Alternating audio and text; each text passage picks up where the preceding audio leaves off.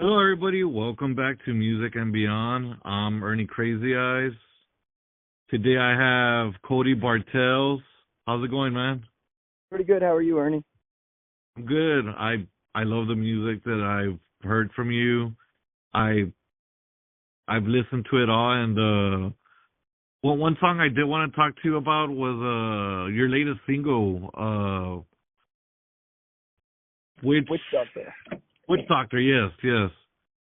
Yeah, Like, that was a song I wrote back in college, and I was like listening to a lot of Eric Clapton and Cream and like that psychedelic blues rock from the '60s, and I kind of wanted to write something along those lines, and came up with the idea. The first line is "the virus is spreading," and COVID had just hit, so it was kind of like all of us had no idea what was going to happen or what to do. So um, the song is just kind of about like finding happiness in a crazy state of mind, you know. yeah, and that's the idea that I was kind of getting. Because I was like, man, like I wonder, like these lyrics hit even still because like COVID is kind of sort of coming back here and there. Mhm. So yeah, I when I heard that song, I was like, man, and I love the blues sound of it. I'm a huge blues guy, so when I heard it, I was like, oh, I need a beer. Yeah, for sure. It's funny that song originally had a couple more chord changes in it, but when I first started my full band, I was kind of just I had no idea how to start a band, had no idea to go how to go about it, and so I was just like posting on Facebook groups like, hey, looking for a drummer, looking for a bass player, and I got a little group of guys together and we started jamming, and none of us could get on the same page. Like there was just a breakdown in communication. None of us were like working well together. And finally, I was like, okay, I got this song I wrote in college, and I'm going to simplify it so it's only two chords. So originally there was a lot more chords, but to start the band out, we started jamming that song. And my guitar player, Dragon, at the time, he just started ripping like blues guitar solo over it. And I was like, yes, okay, now we're starting to make progress. So that song was actually the first song we were able to jam as a full band and come up with a decent result, you know. That's awesome. And will we be hearing more bluesy sounds from you guys, Um, I or is think it going to that be a mixture of country and blues? yeah, I think that um, this next record is a little bit more country.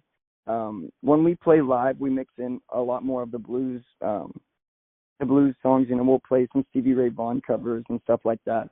But we're definitely a country band that can play the blues. You know, I hope eventually I can get around to writing some more blues tunes and doing a project that's more focused on the blues. But Yeah, with the stage that I'm at in my career, I'm really trying to reach an audience that I can relate to, you know, on a lyrical level. And when I write blues songs, sometimes I just like to write about being sad, you know. So, yeah, of so course. I'm trying to tell more stories, trying to relate to people from different backgrounds, and maybe eventually we'll get around to making a blues record one of these days. That'd be awesome. I can't wait. And before we get into the like what I sent you a few days ago was because I forgot to add this to the list. But have you ever been to Texas? I've never been to Texas. That was such a great song, and I'm just like, he should come to Texas. It's all right, I guess.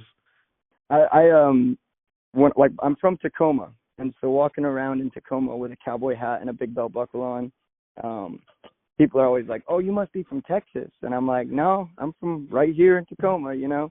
Uh, so I started like it was a running joke that I like started all my shows off by saying like, "Oh, I ain't never been to Texas," and then that's where the song kind of started, and it went from there. So I love it honestly. Like I think it's a really good song, and um, Yeah, Texas is all right, I guess. You bet. Eventually we'll make it down there. I want to come play some of the places like Gruen Hall and Billy Bob's, the Oh, staples down nice. there. Don't forget about us in the tip of Texas, next to Mexico. You bet. You bet. And can you tell us about your early influences and what first drew you into country music? Were there any specific artists or moments that sparked your passion? Yeah, when I was, my dad raised me on country music. He actually lived in Texas for several years, and he was a professional rodeo cowboy for a couple of years, riding bulls, and that's kind of where the country started. My dad I was riding along with him in the car, and we were listening to George Strait, and then when I started rodeoing myself, started riding bulls, artists like Chris Ledoux and Casey Donahue really started to poke out at me because I related to what they were singing about. Oh, And okay. then in college, I was really into the Beatles, psychedelic rock, that kind of thing. And so I kind of just blended all of them together. And that's me. That's amazing, man. And I honestly, you're the first country artist that I've ever talked to. So like, and I love the music. I've added it to my favorites on my Apple Music, and I'm just like, I want to show people these songs, especially like I have a lot of blues friends and stuff, especially uh, Witch Doctor. Mhm. Like I feel like my friends are gonna really like that song, and then later on I'm gonna show them y'all your country stuff. I'm already saying y'all. Heck yeah, heck yeah. And what does your songwriting process look like? Do you have a particular routine or Um, like I yeah? think it kind of depends song to song. I do like sit down and set aside time to write. Like tonight, I've got a writing session with my buddy Kenny Callahan. Me and him wrote a couple of the songs that are going to be on my new record. So there's definitely times that I take to focus on writing, but most of those songs, and still to this day, I'll just be like driving. Most of the time, it happens when I'm driving, and a melody will pop in my head, and I'll just be humming along to something, and a melody will come along, and then I'll write like a hook, like a couple of words or something. Yeah. Then I get home, start like playing with the idea, playing with chord progressions. I take a lot of inspiration from John Mayer, from the aspect that he says you don't have to like what you're writing, because it's not up to you as the artist to like, you don't get to be the critic and the artist. Your job as the artist is just to create, and then it's up to the people that you present your music to decide whether it's good or bad. So I just try and like create, like put the song together, paint the picture, even if I don't like it right away. And then from Yeah. there, you can tweak it to, there's songs that I wrote, then didn't play for 6 months, then picked back up, changed a couple lyrics, and now I play them every weekend at all my shows. So, yeah, it just kind of varies song to song. Man, we all need to get to Tacoma right now so we can go see you guys. Let's make it happen. We're playing in Enumclaw this weekend. Oh man, I wish, I wish. Besides country music, are there any genres or artists that have influenced your music style and lyrics? Yeah, the number one is going to be the Beatles. The Beatles are like, that's my band. When I was a kid growing up on Merle Haggard, Buck Owens, George Strait, those guys, I always loved listening to the Beatles, and then the other one would be Elton John. And both musically and lyrically, just everything about those artists is just like, that's what good music is. And so I've really tried to implement what they did, but in the country scene. The That's Beatles, sick. they seemed to be on the cutting edge of like every generation. In the in the 50s they were doing the "Ooh Baby I Love You" stuff. In the 60s they started going more psychedelic. In the 70s they were writing like ballads. So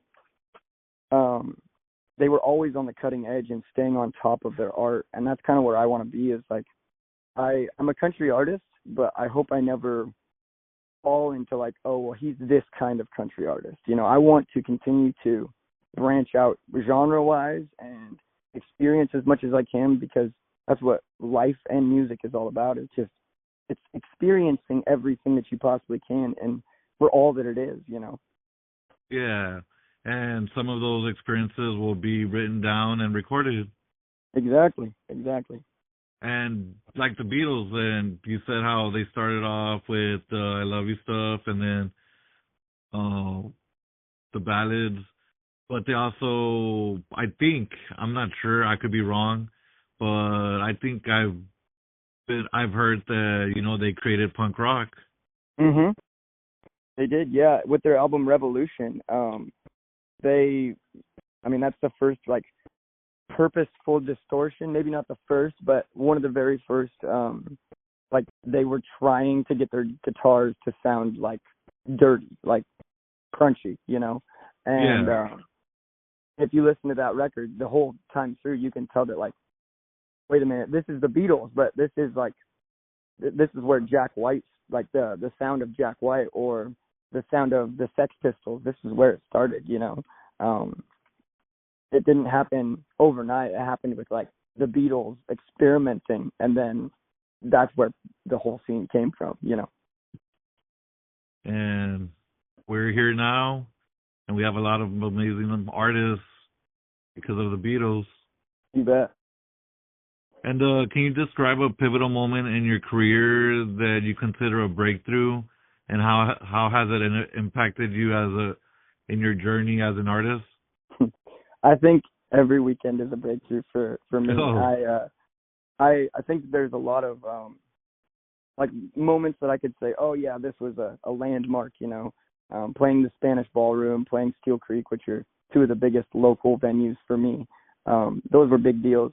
But for me, I think that I've had to kind of learn to, not every show is going to be sold out.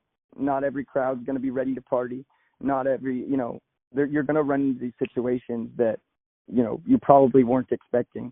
But you just try and like take every situation as a win, you know. If the crowd wasn't responding all that well, but maybe you made some tips, you know, great. Maybe you didn't make crap in tips, but people were up and dancing to your band the whole night. Like, there's different times where you just kind of have to learn to take a victory, even though maybe nothing special happened, but hey, we made it through the show, we played a good show, and we're on to the next one tomorrow, you know? Yeah. And in music, there's no such thing as a loss because you were up there and people heard you. Right. Well, and like, I mean, I hate to say it, but even in, like any publicity is good publicity. You know, you get up there and you, we've seen with this Ingrid Andress chick singing the national anthem, like she completely bombed it, and they look at all the publicity she's getting from it, you know. So yeah, that's true. I obviously we're always gonna try our best to put on the best show possible, but like sometimes it's just a matter of like getting through the show. Sometimes like there's a bar fight in the middle of your set and you just gotta keep playing. Like like that's just your job. You just play the guitars. So yeah, it's I think that learning to take victories from every situation and not just looking at like the big picture all the time, you know, breaking it down into like, okay, one foot in front of the other. That's at least that's how I've kind of been able to cope with the crazy lifestyle of being on the road all the time. That's wild, man. And how do you prepare for your live performances? And what do you enjoy most about connecting with your audience during shows? To get ready, I love Red Bull. Red Bull, shout out to Red Bull. They should sponsor me. I drink probably 2 or 3 Red Bulls a day, and before a show is like, it's a requirement. Got to have a Red Bull. Outside of that, I just try and remember, like when I'm taking stage, every time that there's 3 things I try to remember. It's 1, my buddy Martin Strand, he's my bass player. He always says, play like you're going to die tomorrow. Play like this is the last time you'll ever get to play. So I try to keep that in mind. I try to remember that, like, these songs, even though I've sang them a million times, these people have not ever, maybe they've never heard me sing this song before. And so it's my job to sing it like it's the very first time I've ever sang the song and mean every lyric and hit every note with emotion and with feeling and like give it my all, you know? Yeah. And honestly, I love that because, like, me and my friend, we were, having some drinks a few nights ago, and we're not like, singers or anything, but, we were just, trying to imitate Johnny Cash and saying like, "Hello, I'm Johnny Cash," and see if we could make it better than we sounded the first time we said it.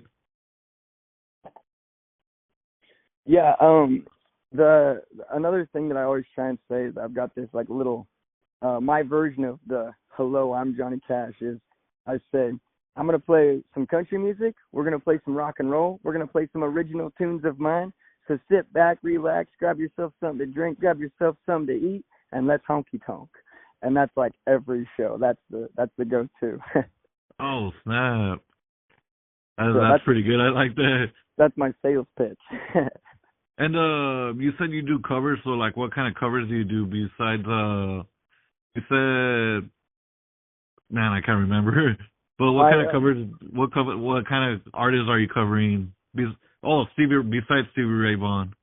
Yeah, I'm playing a lot of these 3 to 4 hour shows with the full band and solo, and I'm always going to be primarily a songwriter, but in order to fill these long shows and to keep an audience entertained, cover songs are really helpful. And so covering, like, sometimes it's hard because when people hear that there's a country band playing, they're expecting to show up and hear songs, these country songs that they know.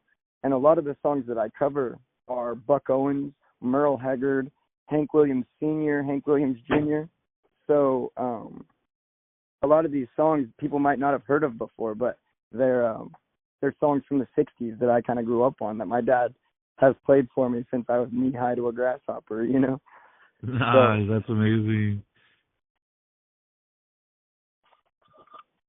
But yeah, I have a lot of fun playing those old-timey country songs.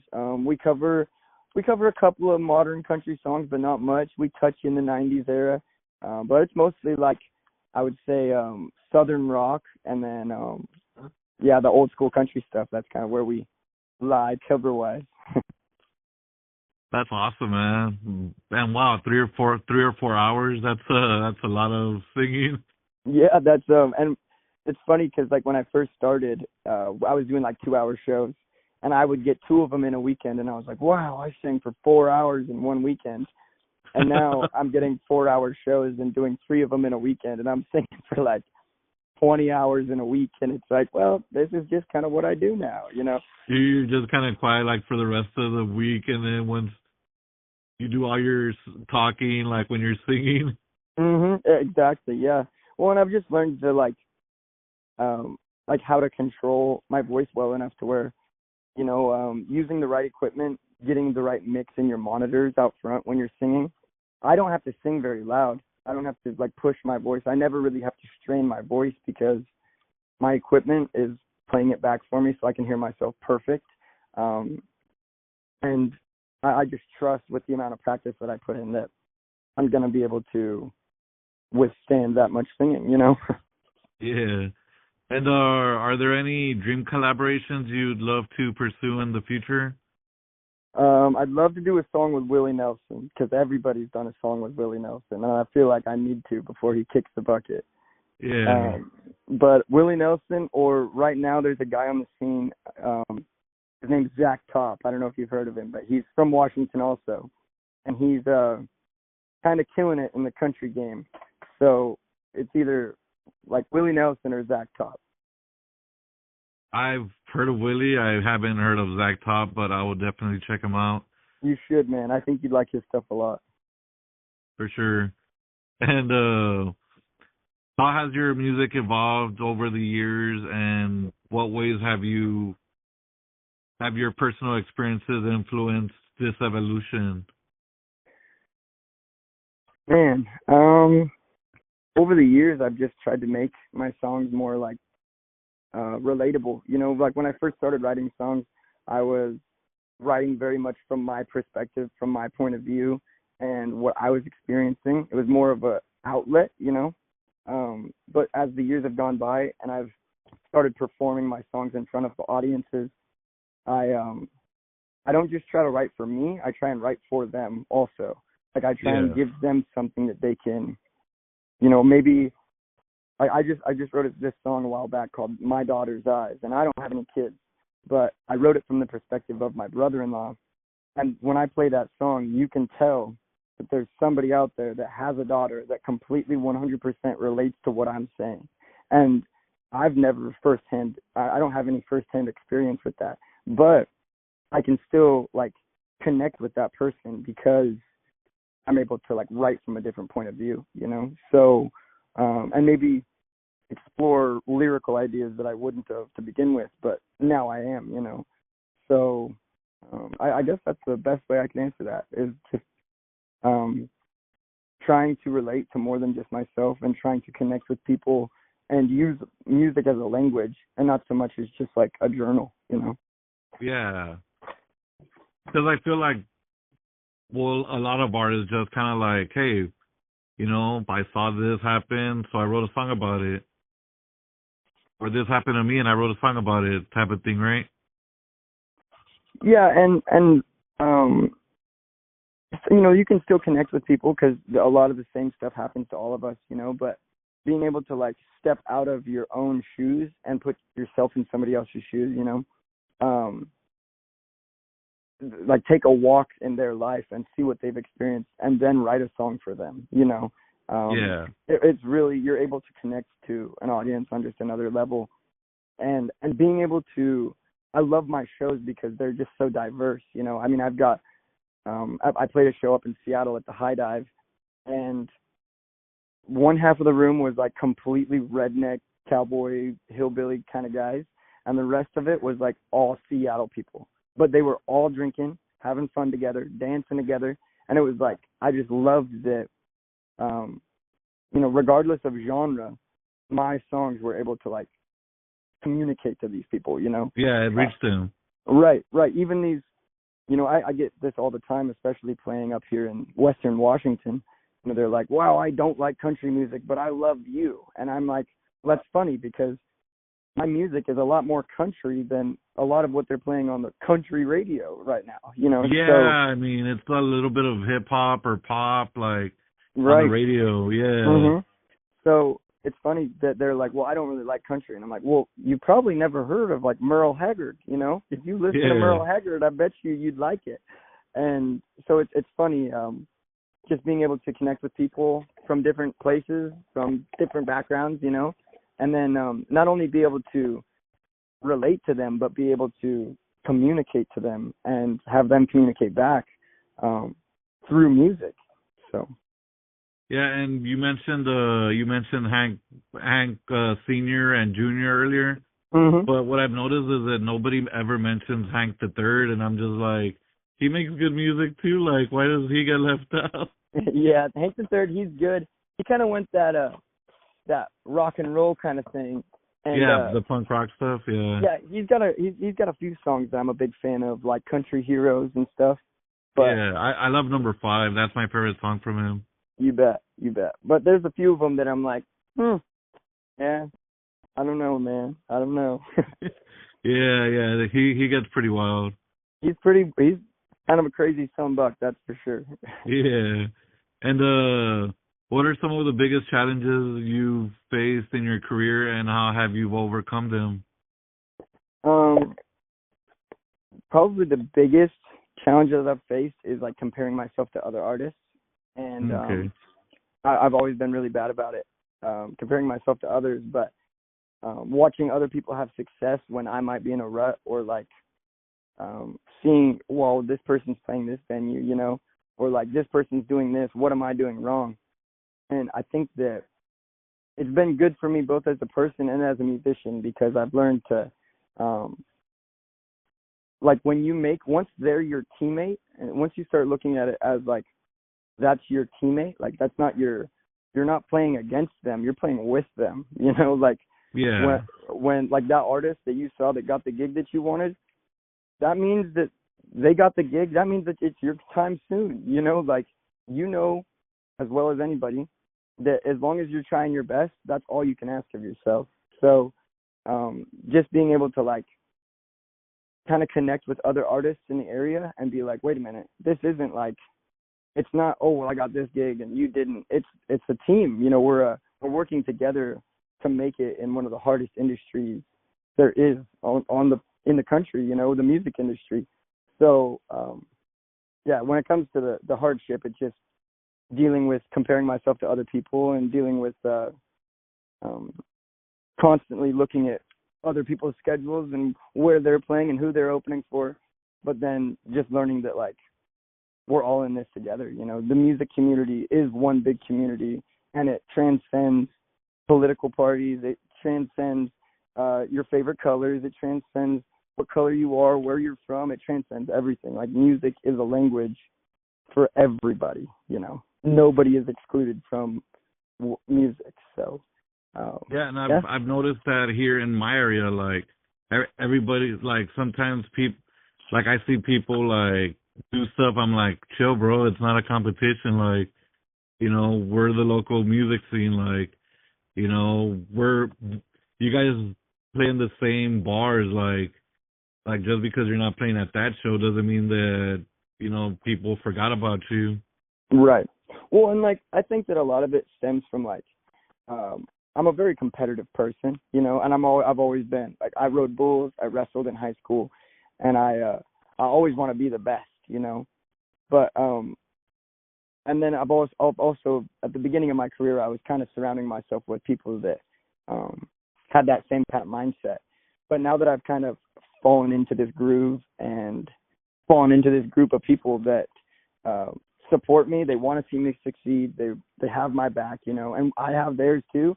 It's playing music and the music community. Like, that's what this is all for. Everything I do is to not just promote myself, but it's also to promote Tacoma and Washington State.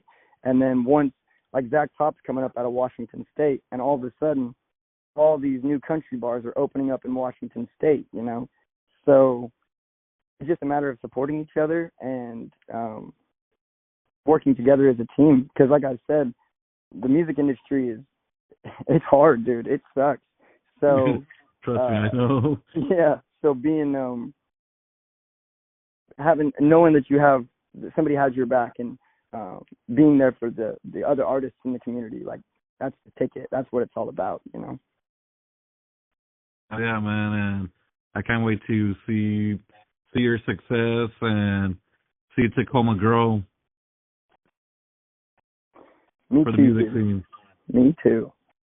And what can the fans expect from you in the near future? Are there any upcoming projects or exciting plans you can share with us? Yeah, last November, December, maybe it was January, this last fall, winter, we did a show out at the Chalet Theater in Enumclaw, Washington, and we live recorded the whole thing. That's The Witch Doctor, that's on the live recording from that show. And we just got all of the footage. We're going through all of it right now, making some YouTube videos. So we're going to have a video series here soon of all of our songs that we played at that show. We played with Dakota Foreman and Cage Dallas, and so we're going to be releasing the YouTube videos along with the singles, and I'm super excited to kind of show it'll be my first time releasing video footage that's like professionally edited, so. Oh, sick. I'm super excited to kind of show the world what I have to offer, and not just through clicking on a song on my Spotify, but you can watch the video. You can watch me and my band play together. So super excited for that. Yeah, I can't wait to watch that, and I'm pretty sure everybody listening to this is excited too. And I like to end every interview with this question because you never know what you're gonna get. If you were stuck in an elevator with any musician, dead or alive, who would it be, and what would you talk about? Cool, that's a tough one. It would have to be George Harrison from the Beatles. Ooh. And we would talk about Um, Probably like what our favorite places to eat are. You know, like I would love to have like a conversation with George Harrison, and it'd be cool to chat with him about music. But like just to meet George Harrison and just like have a normal ass conversation with him, you know, that would be super rad. Yeah. He's the second Beatle alive, right?